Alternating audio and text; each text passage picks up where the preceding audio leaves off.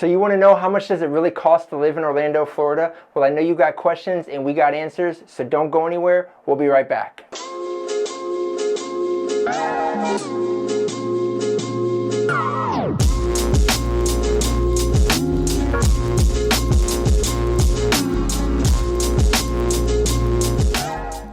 Hey, what's up everybody? I'm Sprenkel, your go-to Central Florida specialist. And if this is your first time to our channel and you want to learn everything there is to know about living, working, playing, and thriving in Orlando, Florida, then you've come to the right place. Make sure you tap the subscribe button, ring that notification bell so you don't miss out on any of the awesome videos we're putting out for you on a weekly basis. Honestly, guys, we're getting so many people who are calling us who are moving to Orlando, Florida, and we absolutely love it. So if you're thinking about making a move, make sure you give us a call, shoot us a text, send us an email, even send up a pigeon carrier. However you'd like to communicate, we got your back when moving to Orlando, Florida. Let's get started. So one of the first things on someone's mind when moving to a new city is, how much is this gonna cost me? So when moving here, you might find that some of your expenses are a little bit cheaper, or maybe they're a little bit more expensive. And you also might find that maybe you have some new expenses that you didn't have wherever you're moving from. So let's start with everyone's least favorite subject, taxes. You gotta pay them, doesn't matter where you live. You can't escape them. Now on the bright side, one of the best things about living in Florida, no matter what city you're in, is that there is no state income tax. That's right, come April, after you get done paying Uncle Sam, you don't have to worry about paying your state government either. So that should save you a nice chunk of change if you're coming from a place where you had to pay state income tax as well. We're actually one of the lowest tax states in the entire country, sitting pretty at number 40 out of 50.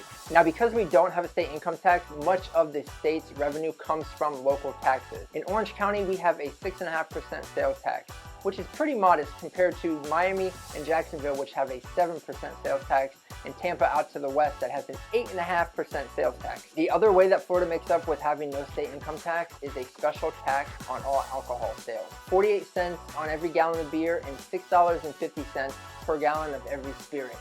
So if you really think about it, being the #1 tourist destination in the world and we have a tax on all the alcohol, it's kind of ingenious. So thank you, tourists, especially you adult beverage drinking tourists. You're the real MVP. So let's dive into one of the expenses that's probably going to be on your mind the most, and which also happens to be one of my areas of expertise. Where are you going to live? One of the things that you want to keep in mind when moving here is that Orlando is a huge place. You're going to see some pretty big fluctuations in home prices when you start shopping. Right now, we're just going to talk about averages. So for Orlando, Florida, a typical home price is about $260,000, which is just slightly above the national average of $240,000. To the west of us in Tampa, they're looking at about an average sales price of $250,000. Now, to put this into perspective, our neighbors to the south in Miami, $370,000. Wow. If renting a home is your first option when you first move down here, for a 2-bedroom place in Orlando, Florida, you're looking at about an average of $1,200 a month in rent, which is pretty much average with the rest of the United States. 3-bedroom home, expect to pay about $300 to $400 more a month, and for a 4-bedroom home, you're looking at around $2,000 on average. Keep in mind, we are not talking about electric, water, cable, internet, any of those things, just your base rent. Probably also going to need your first and last month's rent when going to fill out that rental application. The rental applications can usually cost between $25 to $75 per person, and if you have a pet, you're looking at a pet deposit of about $50 to, I've seen them as high as $350 per pet. So just some stuff to keep in mind and expenses to consider if renting is a possible option for you when you first get here. Now, as far as keeping those lights turned on once you found a place and moved in, the average utility bill for electric is about $126 in Orlando, which is slightly above the national average of $111. Basic internet is going to run you about $50 a month, which is right on par with the rest of the country. You got to pay for your water. You're looking at anywhere from as low as $70 to upwards of $140 to $150 a month, depending on your water usage. There's a lot of cities that will have restrictions on when you can water your yard. So check with your local government, see what days, certain times that you may or may not be allowed to water your yard. So we got where you're living taken care of, we got your lights turned on. Now we got to talk about another important thing, the food. As I've mentioned before, Orlando has a ton of awesome, delicious restaurants that you're going to want to check out. You got to go to them, whether you're living here or visiting.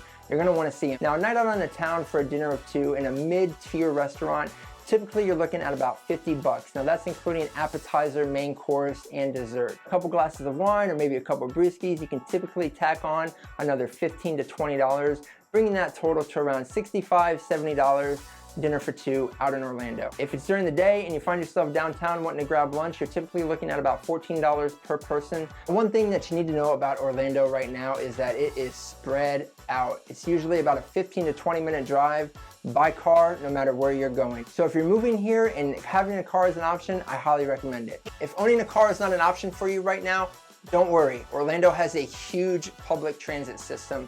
There are Lynx buses which run throughout the entire city. You can get a monthly pass for about 50 bucks a month or a daily ride for $2. They also have a day pass for $4 for the entire day.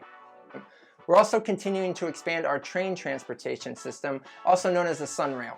So there's a lot of people who work downtown but live just outside the city.